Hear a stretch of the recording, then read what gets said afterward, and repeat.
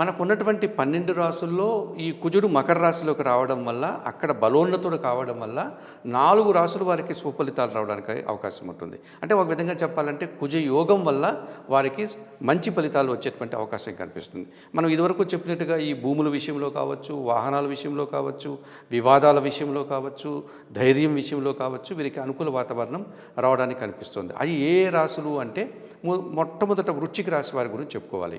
ఈ వృశ్చిక రాశి వారికి ఈయన తృతీయ భావంలో అనగా 3వ భావంలో శుభఫలితాలు ఇచ్చేటువంటి అవకాశం కనిపిస్తుంది.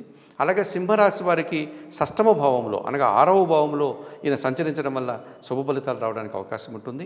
అలాగే మీనరాశి వారికి లాభభావంలో అంటే 11వ భావంలో ఈయన సంచారం కొనసాగడం వల్ల ఈ కుజుడు మకర రాశిలో వారికి ఎక్కువ లాభాలు రావడానికి అవకాశం ఉంటుంది. అలాగే మేషరాశి వారికి దశమ భావం వృత్తి స్థానంలో కుజుడు సంచారం కొనసాగుతుంది కనుక వారికి కూడా చాలా వరకు శుభఫలితాలు రావడానికి అవకాశం